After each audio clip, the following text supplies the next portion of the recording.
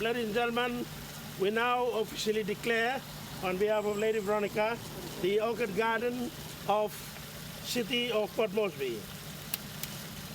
Hooray! Hooray!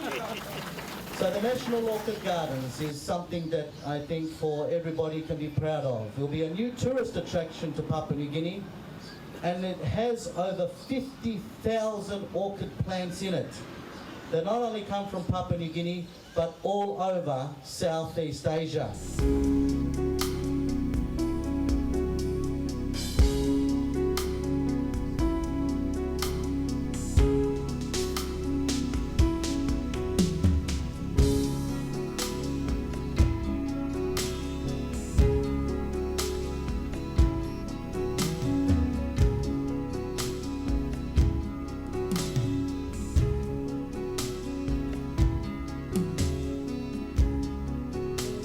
Welcome to the Wildlife Sanctuary and the National Orchid Garden here at 14 Mile, Port Moresby, Papua New Guinea. Here you'll find all kinds of examples of Papua New Guinea native flora and fauna, from birds of paradise and exotic native parrots to our most prized and beloved orchids. What we have tried to create here is a habitat for orchids and wildlife, so people that live in the city can see just some of what is normally found in the wild. This special location also provides us with an opportunity to preserve and describe the amazing fauna and flora of our wonderful country. Doing so is an important part of conservation.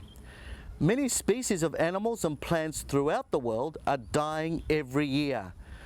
The World Wildlife Fund estimates that destructive human activities have led to the current rate of extinction, which is 100 to 1,000 times higher than the expected natural rate. If there is one hope I have in establishing this sanctuary, is that we can help people appreciate our wildlife and establish a voice to ensure our natural habitats are preserved forever. During the following program, I'll show you around the National Orchid Garden. But most importantly, I'll take you to visit one of the most amazing places on Earth. It's where birds, plants, animals, fish, reptiles and humans coexist and thrive in what I describe as a symphony of life. To witness this is really something else. I'm talking about the Tonda Wildlife Management Area in the western province of Papua New Guinea.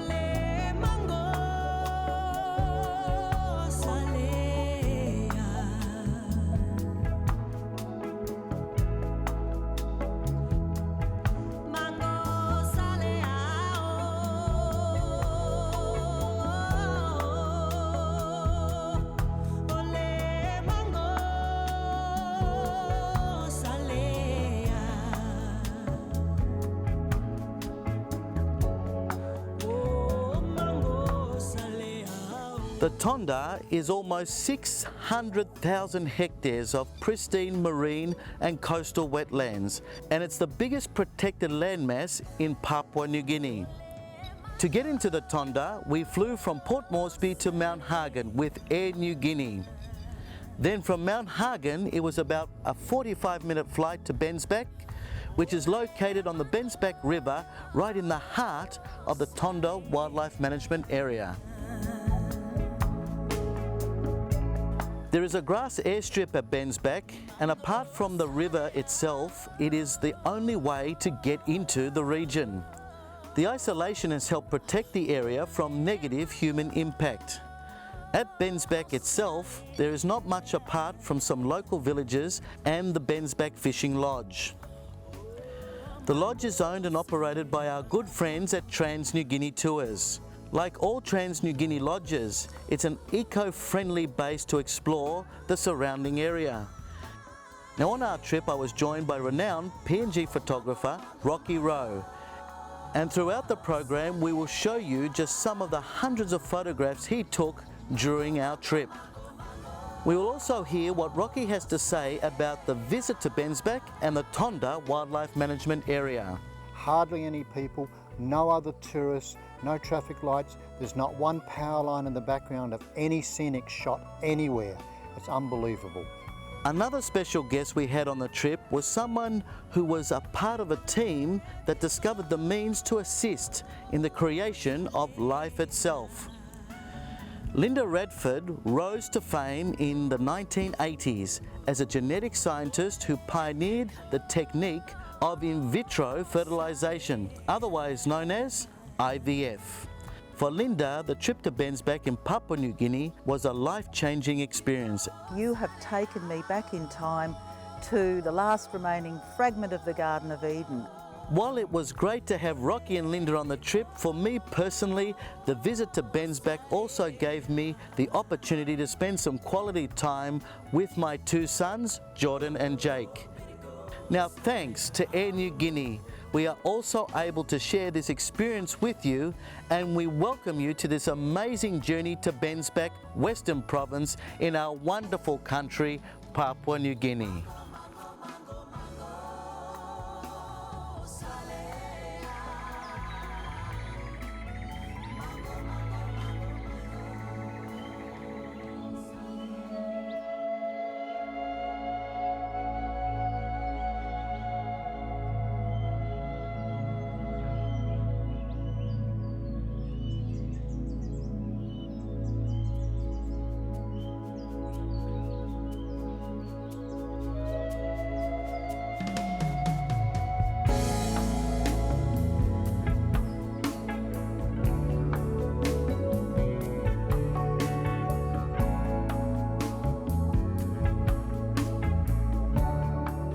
They call wetlands such as this the lungs of the world. That's because the savanna and monsoon forests are responsible for creating and cleansing the air that we breathe.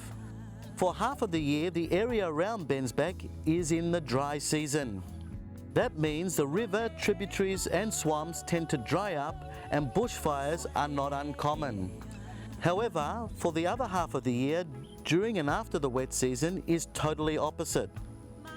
The place comes alive. We were fortunate in visiting the area at the time when the wet season was just starting to abate.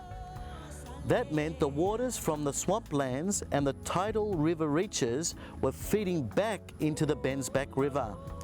The key word here is feeding, because as much as the water was feeding into the river, birds were feeding off the insects that had multiplied in the swamps, as were the fish within the river. For fishing enthusiasts, the Bensbach River is quite possibly one of the prime locations in the world for the mighty Barramundi, one of the world's greatest freshwater fighting fish.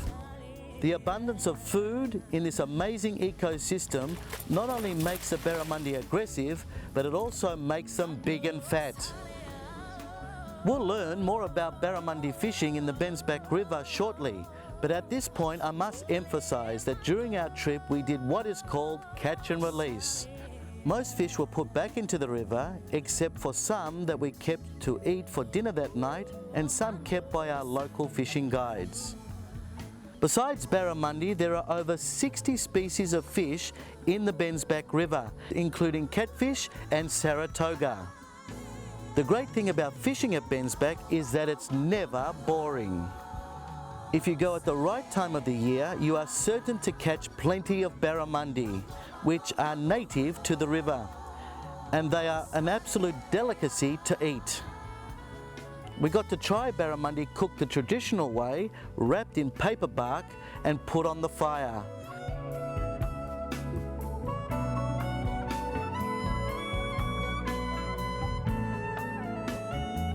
Now, as far as catching barramundi goes, we came at the right time of the year. when the water from the wetlands and floodplains are pouring back into the Bensbach River. Now there is a couple of ways of catching barramundi. One way is by trawling with the lure at the back of the boat, far enough out to have it dancing through the water to attract the attention of the fish. Yep. Oh, that's a big one. That's a big one. Now for the best barramundi fishing in the world, there's no other place than Bensbach in Papua New Guinea. Now, the barramundi fishing is absolutely fantastic. And with the local guides from the Bensbach Fishing Lodge, they can show you all the locations to catch the big one. That's right, with the expertise of these local people, it's absolutely fantastic and it makes it a lot easier as well. But not only that, the most important thing is to know how to catch the barramundi. And here's some tips from me to make sure you catch the big one.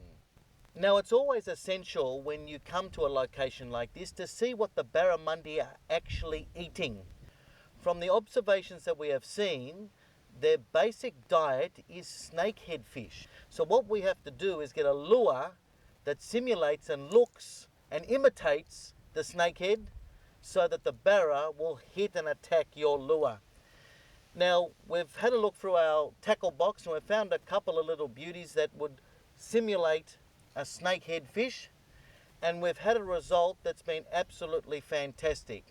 Now if you have a look at this lure here, this lure has only been used for 1 day. It's a Halco lure. It dives to about 2.5 meters.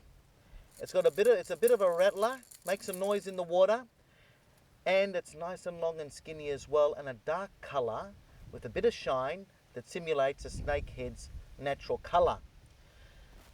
This has caught nearly 80 fish in 1 day, from small barramundi right up to the big barramundi. So this is something that you want to bring with you when you come to Bensbach.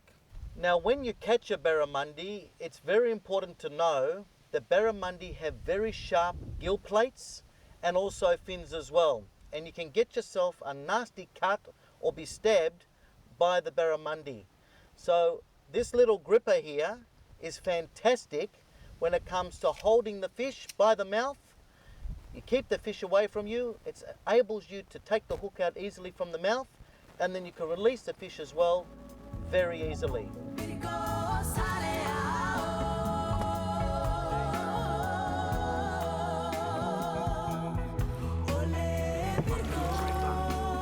Come on, get ready. Right. Get the net in the water. Put the right in.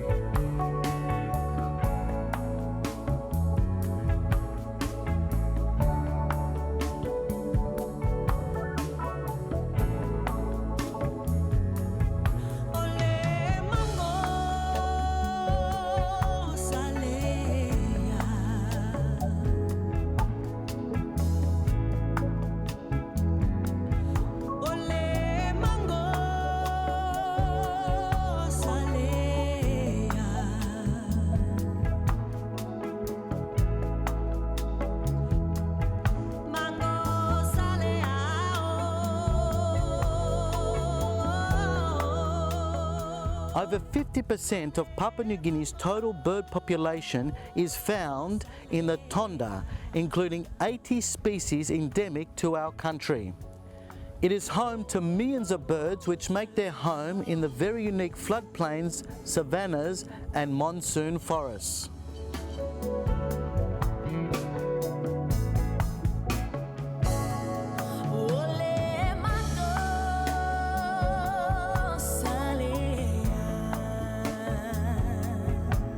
Here you'll find wading birds, waterfowl, brolgas and the famous jabiru. The wetlands are also home to massive flocks of pelican, magpie geese and sea eagles that hunt the fish from the skies above.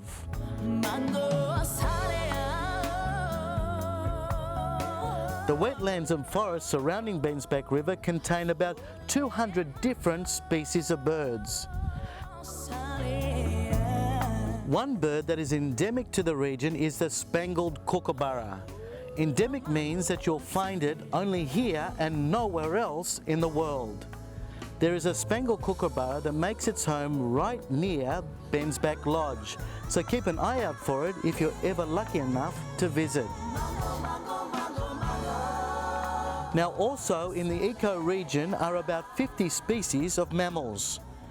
We found hundreds of wallabies and deer coexisting by the water's edge, making their way through the wetlands just as curious about us as we were about them. It's a 360 degrees experience. 200 species of birds up above you in the skies and also hiding in the wetlands. 50 species of mammals along the riverbanks and hiding in the woods. And then over 60 species of fish beneath you. Add to that reptiles that occasionally slide in and out of the river. The river and surrounding swamps provide ideal conditions for crocodiles and monitor lizards to live and breed.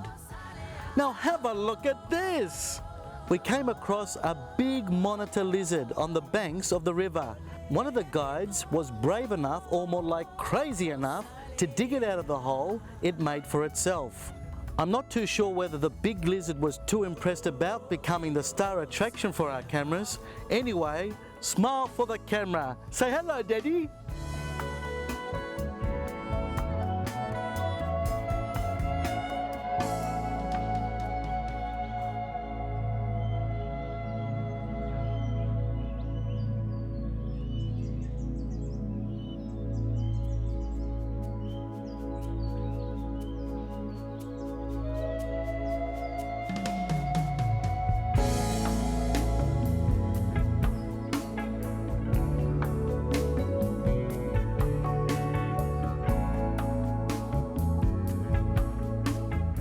During our trip to the Tonda, we were based at Bensbach Fishing Lodge.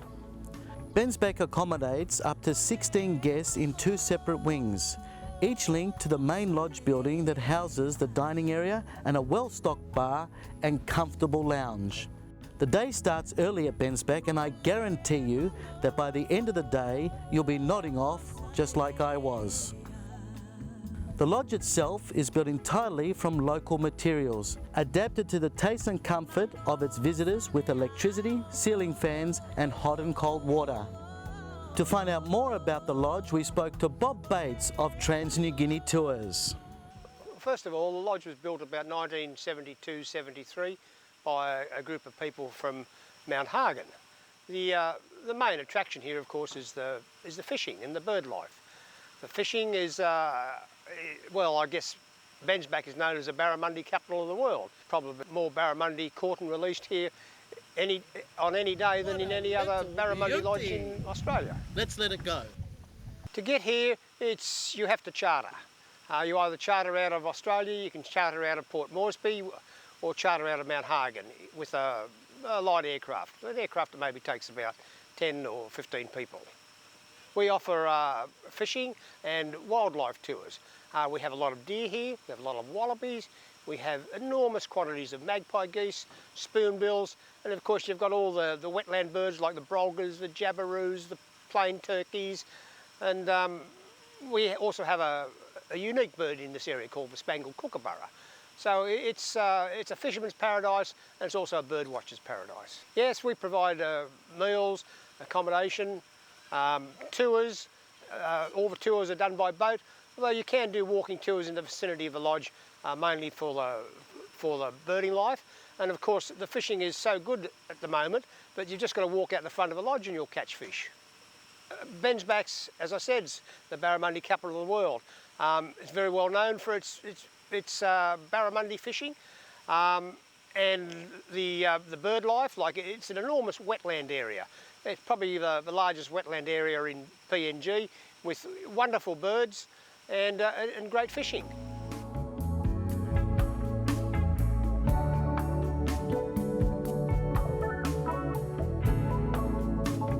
During our trip to Bensbach, I collected a number of orchid plants, just like this one, Dendrobium discolor, for inclusion here at the National Orchid Garden in Port Moresby. On previous trips, I have also found a wide variety of species that thrive in the humid conditions growing on trees throughout the region. Dendrobium antenatum is not uncommon in Papua New Guinea and can also be found throughout the Bensbach region. It is a small growing plant with green canes reaching just under 40 centimetres high. This species has many different shapes, forms and varieties depending on where it comes from. It flowers all year round, so it's not too hard to find and has up to 4 to 10 flowers per raceme. Now, another very common orchid throughout the region is Dendrobium discolor. This particular orchid can be mainly found along the southern coastline of Papua New Guinea, and our PNG viewers would be familiar with its cane as it's widely used in traditional bilas. The canes can grow up to 2 meters tall and the flowers have a very distinctive appearance, yellow to golden brown in color with twisted petals. On a previous field trip along the Bensbach River, I found Dendrobium smiliae. As you can see, this is a very attractive flower with green-tipped white petals, and you can find it growing on tree limbs and trunks in patches of lowland open forest around Bensbach River. Now have a look at this little beauty. This is a rare natural hybrid between Dendrobium discolor and Trilamelatum. Another such hybrid is Dendrobium venena, which is a cross between Dendrobium discolor and antenatum. Venena is a medium growing plant with canes that carry about 15 to 20 flowers per raceme. The flowers have long brown, twisted and pink petals, and the plant can also be found on the border of West Papua. Dendrobium canaliculatum can also be found throughout the region, growing on melaleuca trees overhanging the river. This particular dendrobium is called the onion orchid because its bulbs are round like onions. The bulbs have thin, long, succulent tuber-like leaves which are dark green, and they produce multiple flower spikes. The flowers are small and have yellow-tipped petals and sepals with a purple labellum.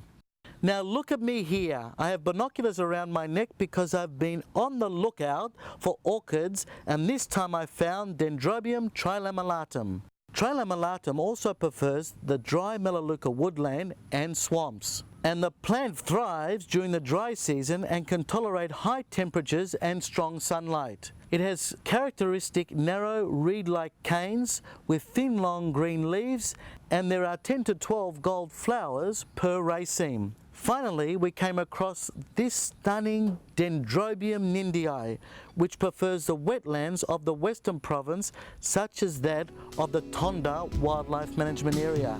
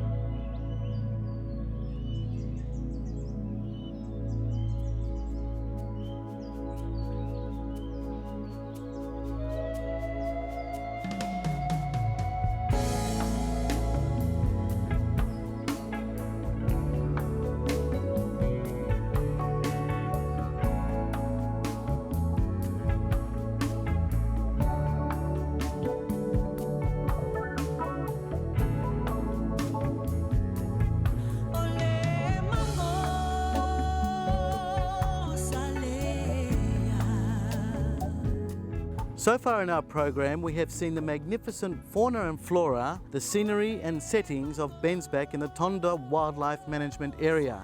But what we have not seen or spoken about is the human element. If areas such as the Tonda and the Transfly Savanna and grasslands are going to survive and thrive, and if concepts such as the National Orchid Gardens are going to be realised, then it's going to be the result of a lot of dedication and commitment by the people. In the case of the Tonda Wildlife Management Area, this includes the traditional landowners of the region.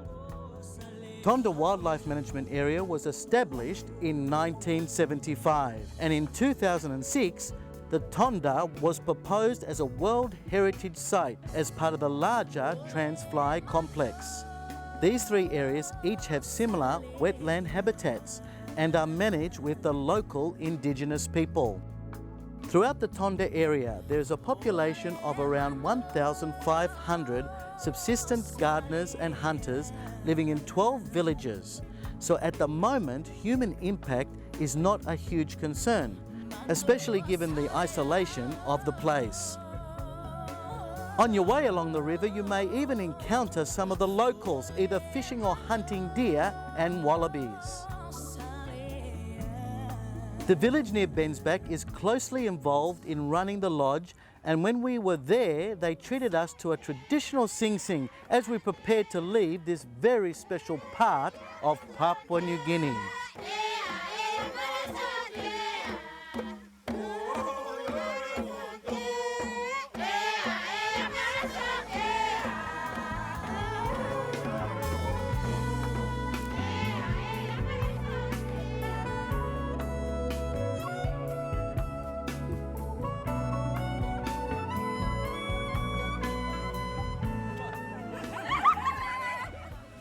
Before we leave Bensbach and the National Orchid Gardens, let's hear what our two special guests had to say about their trip to Bensbach in the Western Province.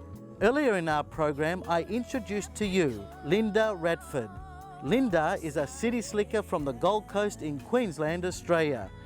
And for her, the trip to Bensbach was a life-changing experience.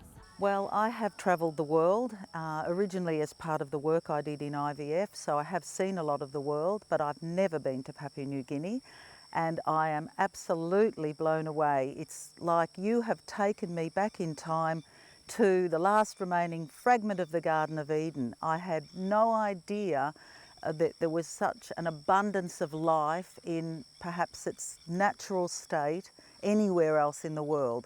And I guess we've all heard about Africa and the beautiful regions of Africa, but this place, and perhaps because of its remoteness, is really like being transported back in time. And it has overwhelmed me in many ways. I guess that the Barramundi fishing is what everybody knows about, and that's fun and a wonderful thing to do. But it's just nature, it's just the bird life, the plant life, that you can see trees filled with orchids, plants in abundance in their natural environment. It's just a wonderful reminder of where we fit in the world. I mean, this makes you humble. It makes us see that human beings are just a small part of this huge picture of nature, and it gives us a sense of a responsibility of what we have to preserve that.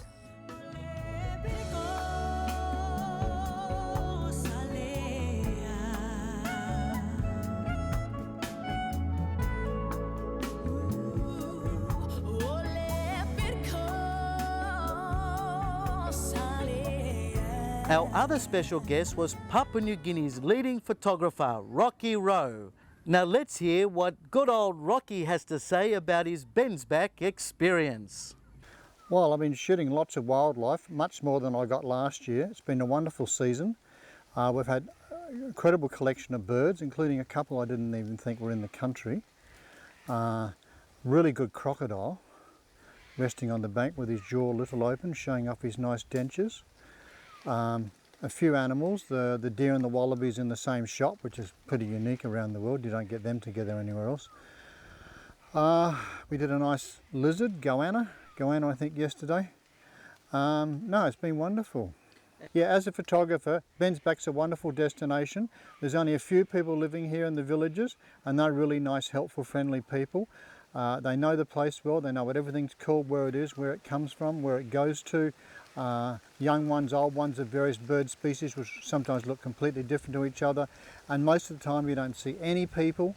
Unlike the rest of the PNG, where anywhere you stop within 2 minutes children appear, here it's just empty and just animals anywhere. You can see hundreds of wallabies at the same time, thousands of birds and the odd deer in the background, sometimes a herd. Probably my highlight of the trip was photographing the brolgas dancing. One was dancing very nicely yesterday, which I'd never seen in my life.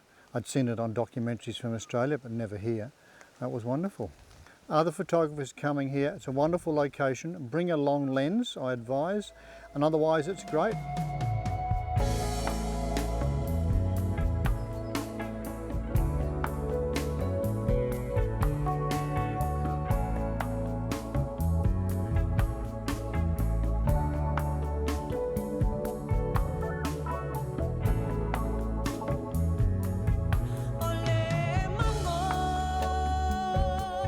Most viewers of this program may never have the opportunity to see Bensbach, so I hope our program has captured the true beauty and majesty of the area, and I thank you for joining us on this special adventure.